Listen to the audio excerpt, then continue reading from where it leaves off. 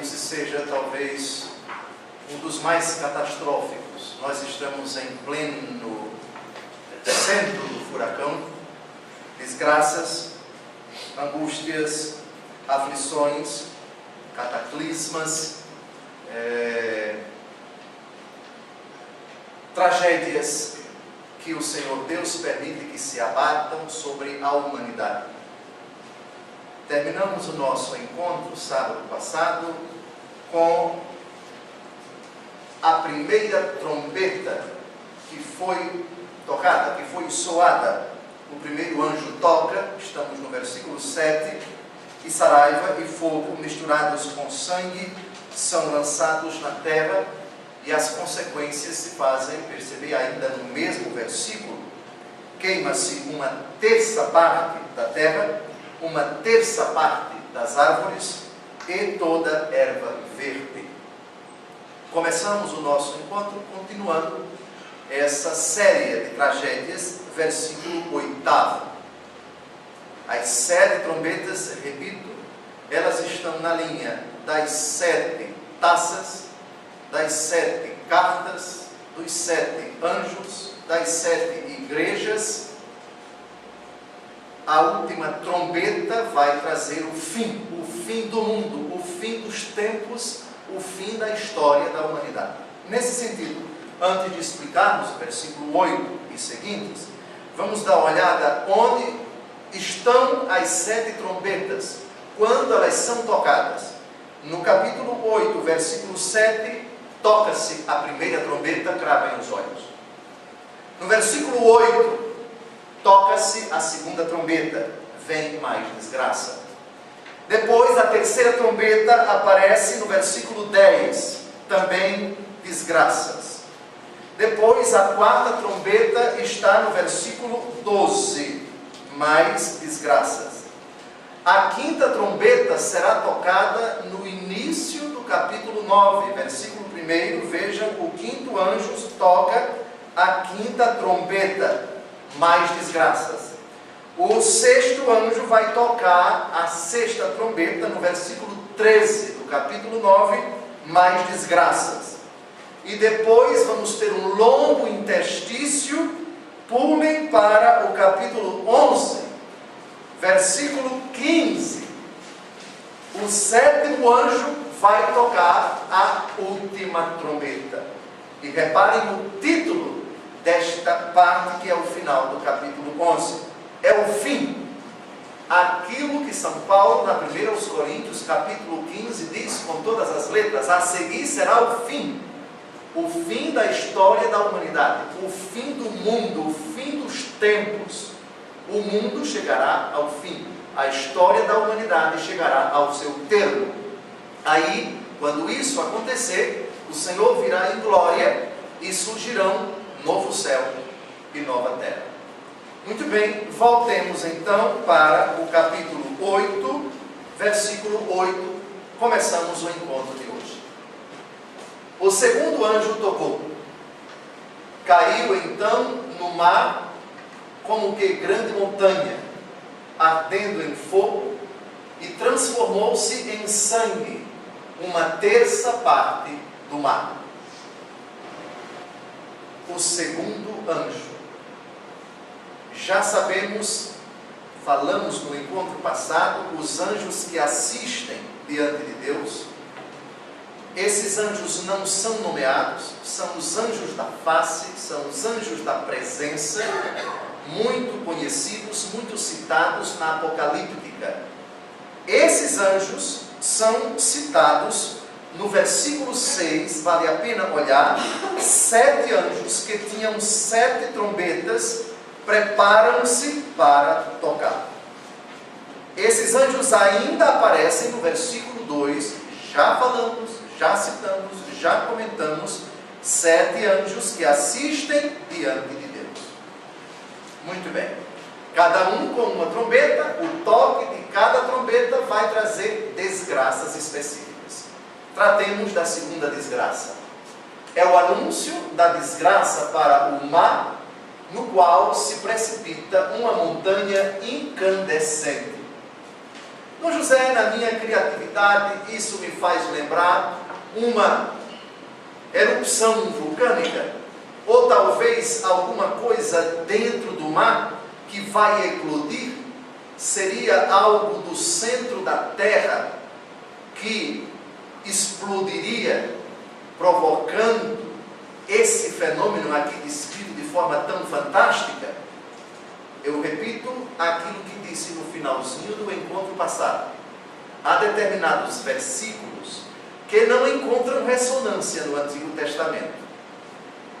E mais, para dificultar a situação, o próprio apóstolo e autor do Apocalipse não explica, nem no contexto próximo, o capítulo, nem em outros capítulos do Apocalipse, tais fenômenos.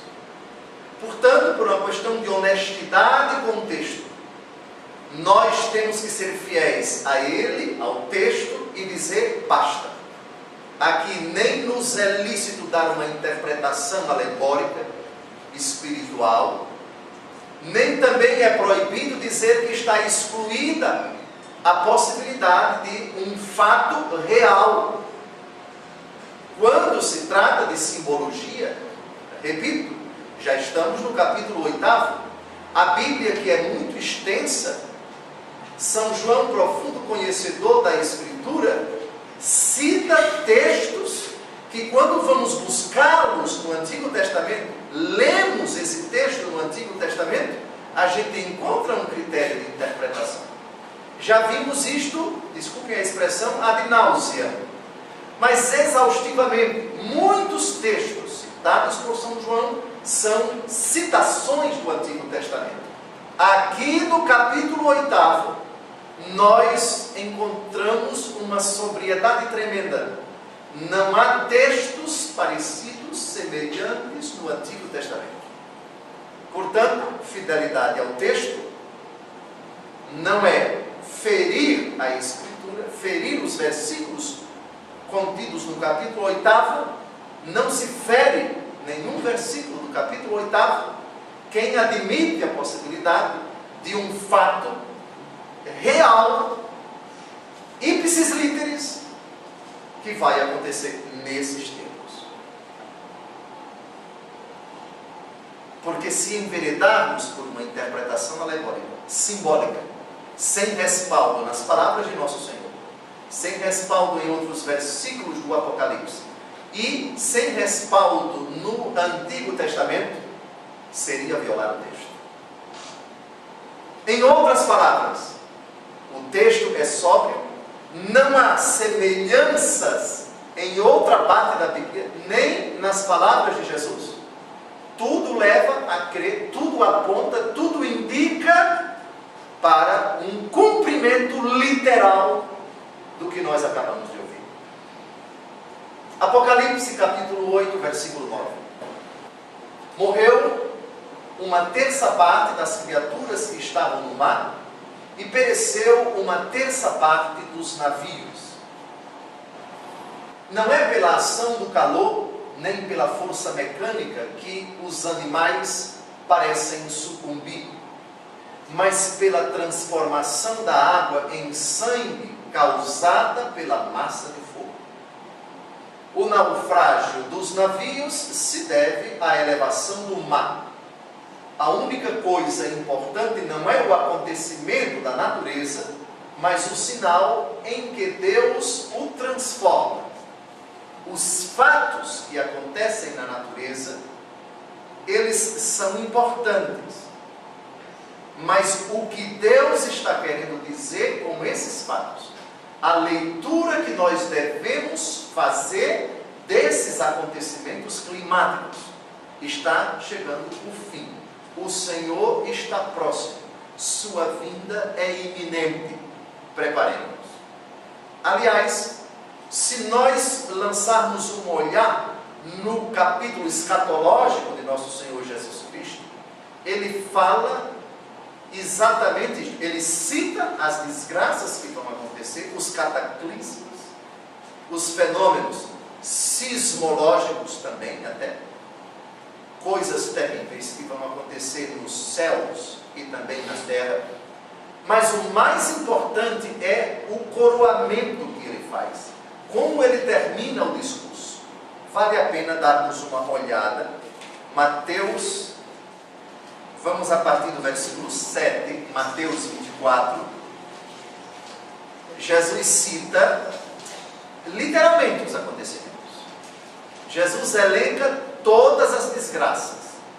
Mas o mais importante é o convite que ele nos faz depois de citar tudo isso. Em outras palavras, aprendam a ler os acontecimentos. Não se preocupem tanto com o porquê, mas com o para quê. O que é que o Senhor está dizendo com esses acontecimentos? O que Ele pede de mim, o que Ele pede de nós.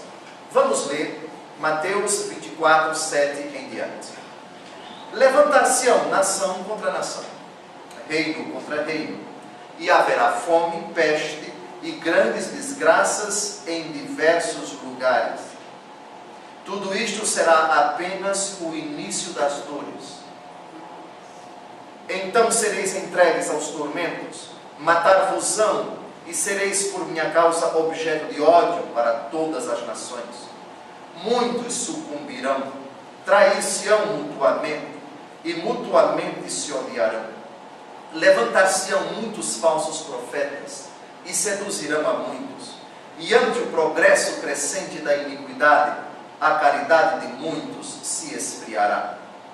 Entretanto, aquele que perseverar até o fim será salvo.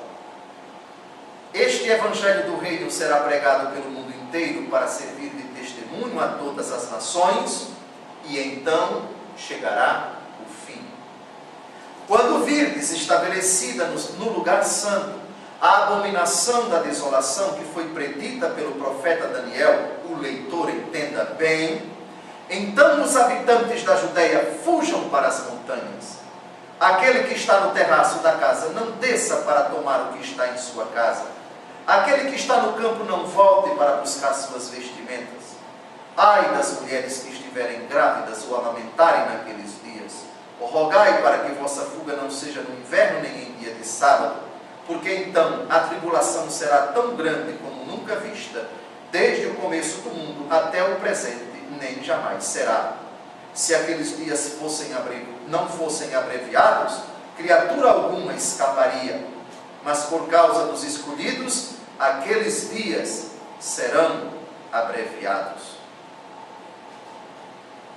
Pois bem, nós temos aqui uma pequena amostra da descrição que nosso Senhor Jesus Cristo faz dos fenômenos que antecederão o fim.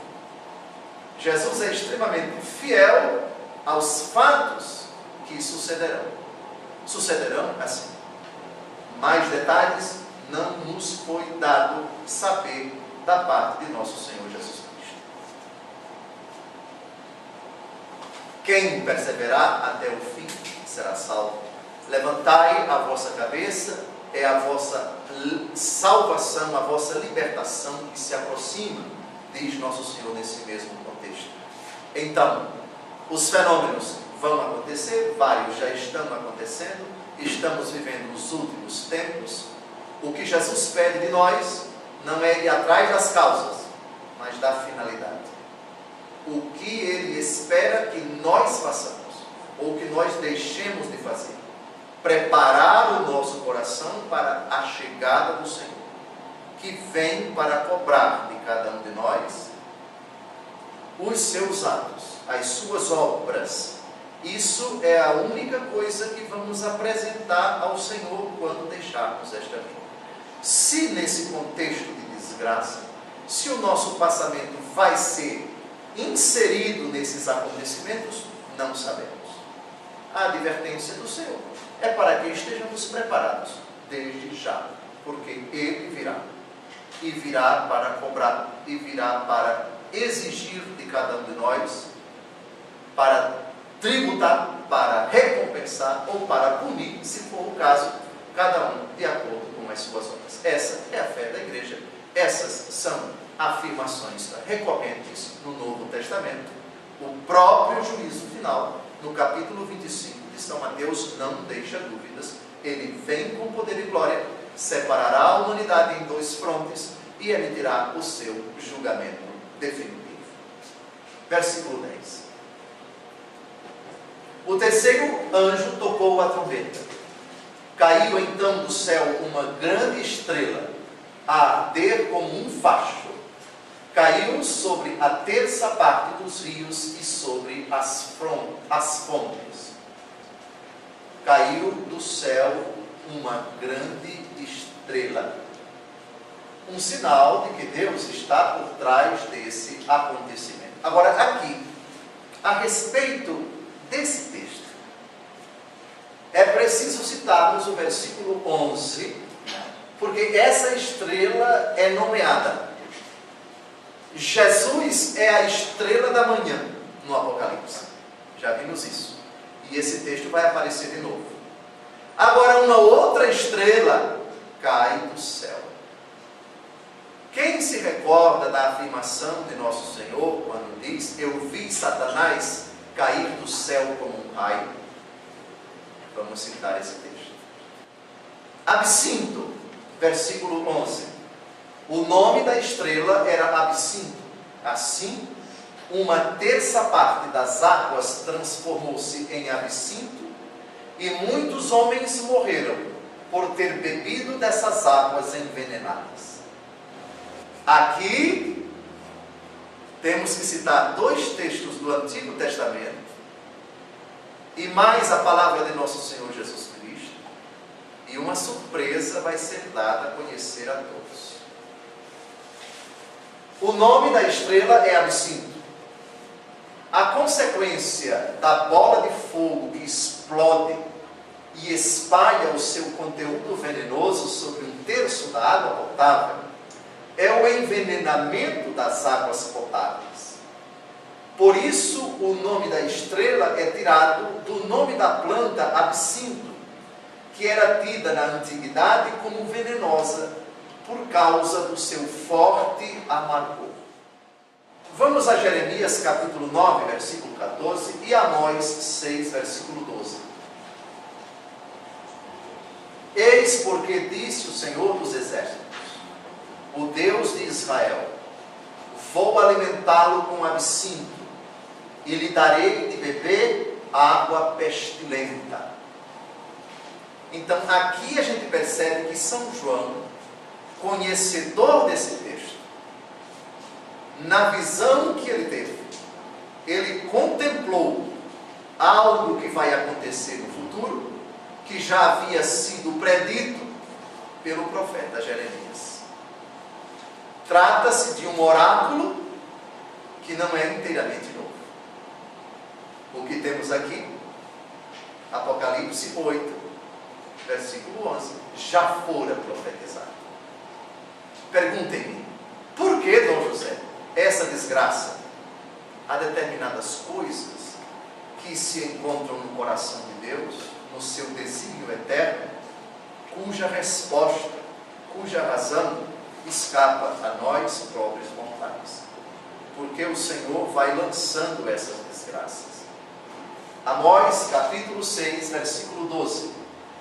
Porventura, correm os cavalos por entre os rochedos, ou podem os bois lavrar uma rocha, para que vós troqueis o direito em veneno, e o fruto da justiça em absinto?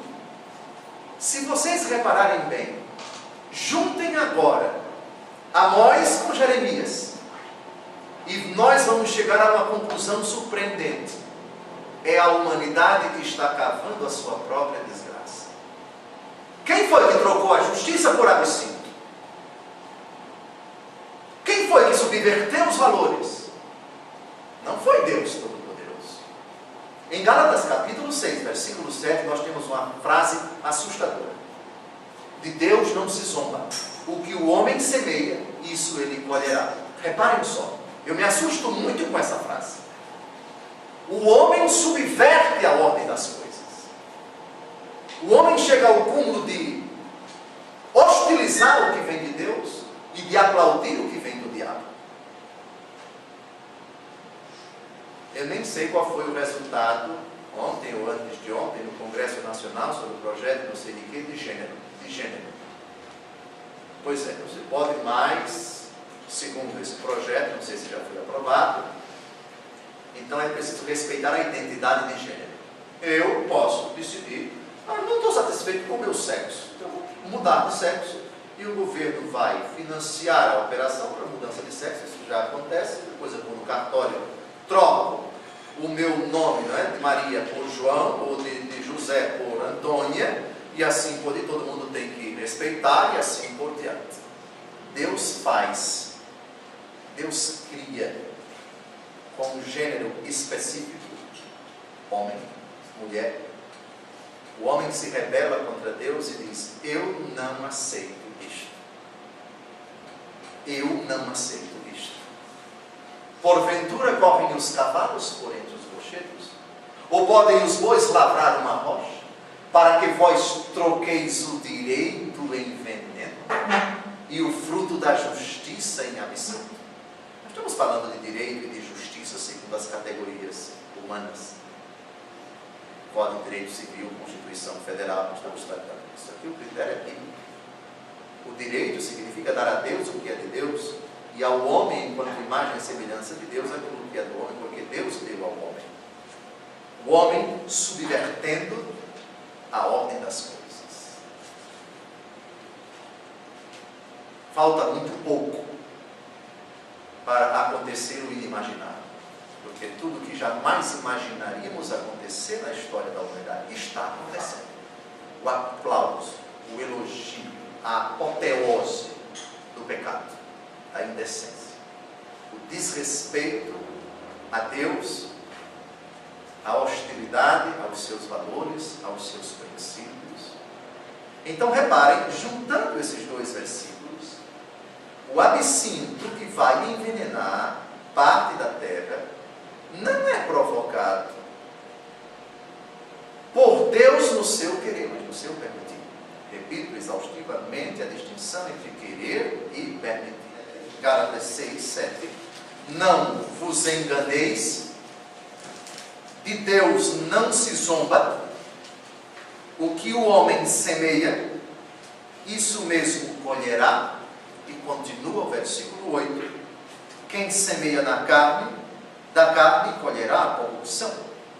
Quem semeia no Espírito, do Espírito colherá a vida eterna. Eu penso que foi ilustrativo citar esses dois textos do Antigo Testamento. Absinto, uma estrela que cai e que envenena os nossos mananciais. Morre uma terça parte das criaturas que estavam no mar, perece uma terça parte dos navios, versículo 9, as desgraças continuam, uma terça parte das águas transforma-se em absinto, muitos homens morrem por ter bebido dessas águas envenenadas.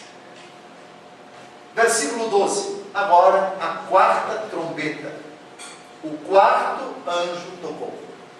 Foi atingida então uma terça parte do sol, da lua e das estrelas, de modo que se obscureceram em um terço, e o dia perdeu um terço da claridade, bem como a noite.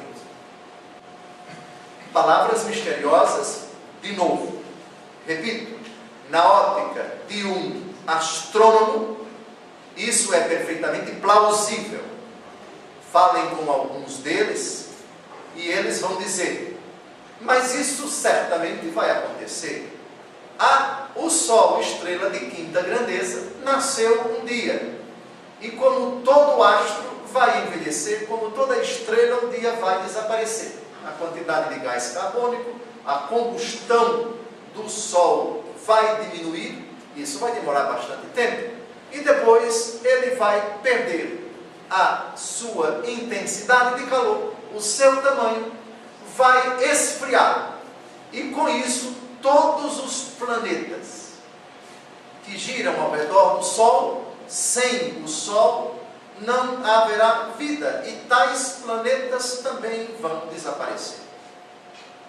Mas se vocês perguntarem, e tal acontecimento pode se realizar de outra forma?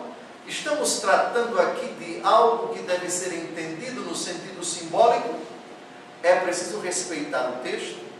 Vamos investigar textos do Antigo Testamento? Se nos for dado concluir, concluamos. Mas com textos do Antigo Testamento ou outros do próprio livro do Apocalipse. Um terço, um terço, um terço. Um terço não é o total, nem é a maior parte. É uma parte considerável, que não é a maioria.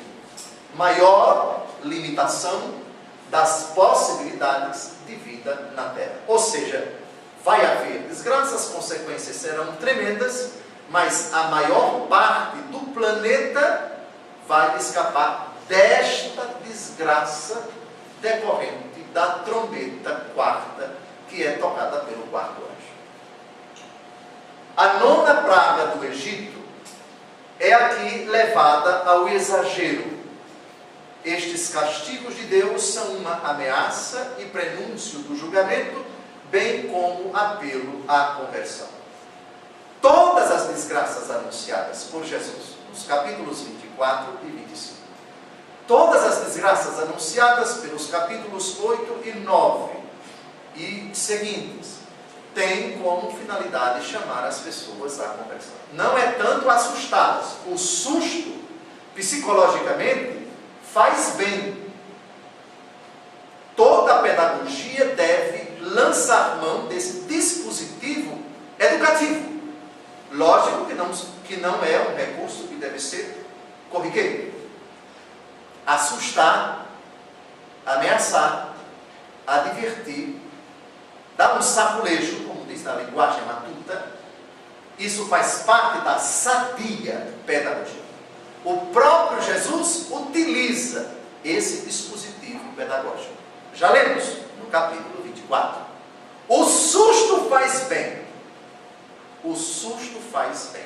Lógico, em determinados momentos, na justa medida. O que é perigoso, o que é contraproducente, é você fazer do susto o único mecanismo, o único dispositivo para corrigir, para chamar a pessoa à sua responsabilidade, para que ela retome o seu caminho, para que ela se converta e assim por diante. O susto não é o principal dispositivo pedagógico da Bíblia, mas também faz parte da pedagogia divina. O anúncio da desgraça que está por vir chama-me não tanto ao susto. Ele me assusta, mas o susto me chama a pensar em mim mesmo. E dou um exemplo. Até quem não tem fé, parece que é unânime a reação, o que acontece no coração das pessoas depois que passam por um susto e chegam bem perto da morte. Não são centenas nem milhares, mas milhões de pessoas que estiveram na iminência de morrer, escaparam e reviram sua vida. Passaram a valorizar coisas pequenas, que antes elas não davam nenhum valor, as quais não davam nenhum valor. O sorriso da criança, a flor que desabrocha, o clima, a alimentação, a pessoa querida que está do seu lado, a beleza de estar em família, a importância da caridade, da generosidade, do olhar do outro, a sensibilidade diante da miséria, da privação do outro. É como se Deus tivesse colocado na natureza humana essa disposição. Você esteve perto de desaparecer, de morrer, de se acabar, e escapou. Veja a sua vida. Outros dizem: eu nunca passei pela experiência de chegar perto da morte. A lembrança de tudo o que aconteceu na vida, a lembrança do pai, da mãe, a necessidade, a vontade, o desejo de pedir perdão às pessoas que ele ofendeu, que ela xingou, que ele traiu, que ele prejudicou. Passa-se como que um filme da vida inteira da pessoa quando ela está na iminência da morte. É a experiência de centenas de pessoas. Pergunta: psicologicamente faz bem o susto, o medo, o assustar-se, numa certa medida, é producente, é oportuno, faz bem? E aqui eu olho nos olhos da câmera, olhando para a câmera e olhando para quem está me assistindo pela internet. O Apocalipse também tem essa intenção de assustar, mas veja, é um susto benéfico, é um susto produtivo e producente, um susto que nos leva a pensar, a refletir na nossa conduta presente, para que nós vivamos o presente com Cristo, que está para chegar. Se Ele não vier nos próximos 2 ou 3 ou 4 ou 5 ou 10 anos, se Ele vai permitir que nós ainda peregrinemos nessa terra por tanto tempo, isso para nós é irrelevante. Aqui eu cito de uma forma quase infantil, convidando todos os que nos acompanham com esse estudo do Apocalipse, viver o momento presente na graça de Cristo, como se esse momento fosse o primeiro, o único e o último. Essa é a finalidade do susto, que não é a única pedagogia do Apocalipse. A desgraça é citada, vai acontecer, mas ela nos chama à conversão. E esse é o ponto positivo do susto, do anúncio da desgraça. Chamar o homem, aqui e agora, ao sincero, ao profundo, ao completo arrependimento. Falamos ainda há pouco que a 9ª praga do Egito é aqui levada ao exagero. Precisamos citar essa 9ª praga do Egito, que foi aquela penúltima, que antecedeu a praga da morte dos primogênitos. Vamos ver lá no livro do Êxodo, essa praga que é super estimada, levada ao exagero pelo autor do livro do Apocalipse.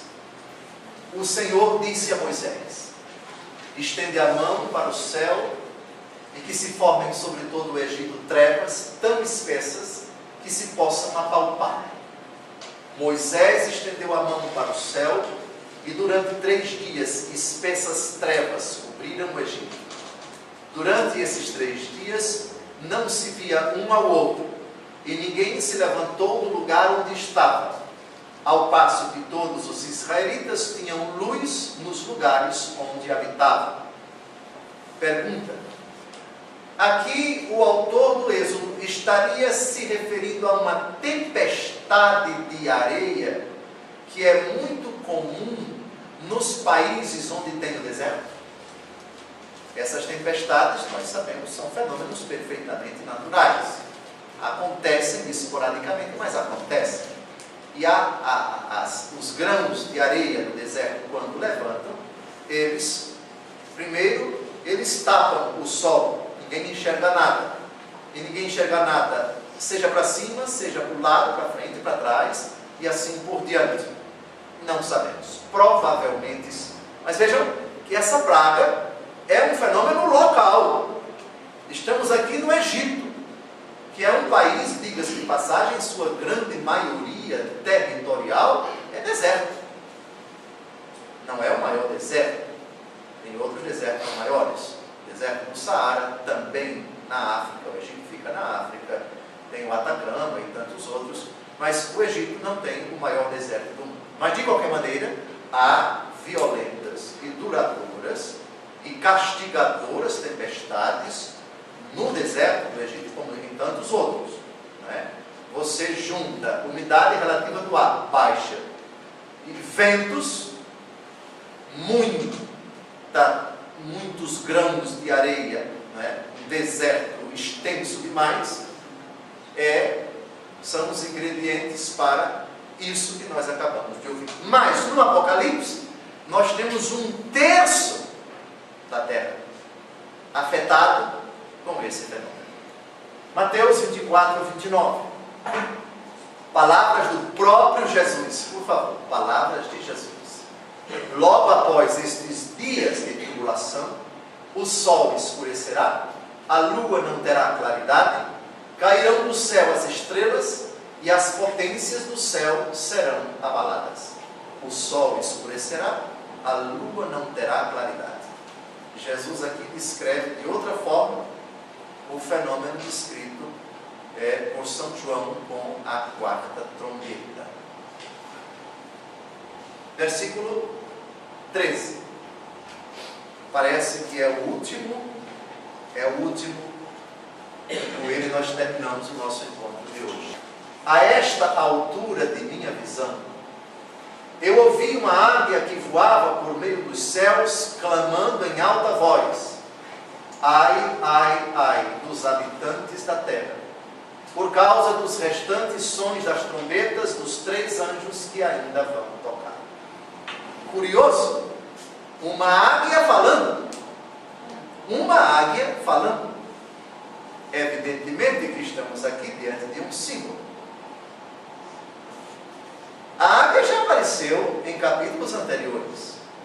É um daqueles 4 animais que representam toda a criação. A saber, leão, touro, homem e águia. Muito bem. O grito forte da águia. Na literatura apocalíptica, a águia é o arauto de Deus para anunciar as desgraças. Voando bem alto, ela pode ser vista e ouvida por todos. Seus ais dirigem-se aos habitantes da terra, isto é, aos ímpios. Ai é uma interjeição que está relacionada com que condição existencial do homem? Dor e lamento. Dor, ai. Lamento, ai de mim, diz a viúva que perdeu o marido no velório. Há algumas que não dizem ai, dizem graças a Deus. Mas a maioria pelo menos diz ai. É o choro, é o lamento, é a privação, é a certeza de que tal pessoa não vai mais voltar. É uma interjeição ligada a sofrimento, a perda, a desolação, a angústia, a aflição. E não é um ai aqui pelas desgraças que aconteceram, mas pelas que vão acontecer. Reparem, a águia diz com todas as letras: por causa dos restantes sons das trombetas dos 3 anjos que ainda vão tocar. Vejamos os ímpios de que fala a explicação Apocalipse 18:10, parados ao longe, de medo de seus tormentos, eles dirão: ai, ai, da grande cidade Babilônia, cidade poderosa, bastou um momento para a tua execução. Então vejam que esse ai não é dirigido a toda a humanidade. É dirigido, esse conjunto de ais, esses 3 ais, são dirigidos àqueles que estão no pecado. Nesse sentido, não deixa de ser uma advertência boa. Ai de você.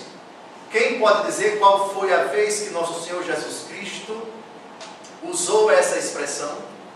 Mas vamos ao capítulo 10 do Evangelho segundo Mateus, para a gente descobrir que o ai de nosso Senhor Jesus Cristo é dirigido a quem precisa de conversão. É um susto, é uma ameaça de desgraça se eles não se converterem. 23, desculpe. E aqui eu vou pedir para vocês contarem nos dedos, nesse capítulo, que é o capítulo mais violento de Jesus, quantos ais nosso Senhor vai dirigir aos escribas e fariseus, que vão ser chamados aqui de sepulcros caiados, enfim, de falsos, de fingidos, de mentirosos, de hipócritas, e assim por diante.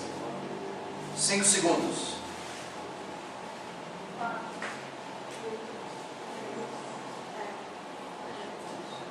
Quantos? 8. Eu enxerguei 8. O primeiro no versículo 13, o segundo no versículo 14, o terceiro no versículo 15, o quarto no versículo 16, o quinto no versículo 23, o sexto no versículo 25, o sétimo no versículo 27 e o oitavo no versículo 29. Bem, aqui é um ai que não deixa de ser uma reprimenda tremenda. Vocês vejam. Se o ai é uma interjeição ligada à dor, e perda, né? Situação de velório. Imaginem o que é que Nosso Senhor quer dizer com isso. Coitado de vocês, vocês nem imaginam o que espera por vocês. É uma advertência tremenda. Na Bíblia, dizer ai para alguém significa dizer coitado. Tome cuidado. Você nem imagina a desgraça que vai lhe acontecer se você não se arrepender, se você não mudar de vida e assim por diante. Muito bem, esse ai, então, no Apocalipse 18, 10, tem relação com aqueles que integram a Grande Babilônia, o Império Romano que vai ruir, que vai desaparecer. Então, esses 3 ais, 3 é o número perfeito, é a advertência de Deus por meio da águia para a humanidade mergulhada no pecado. Vocês nem imaginam o que vai vir com as 3 trombetas que ainda não foram tocadas e que serão em breve. Terminamos o capítulo 8º. Espero todos vocês no próximo sábado. E agora, sem a filmagem, vamos para as perguntas aqui para a turma. Boa noite.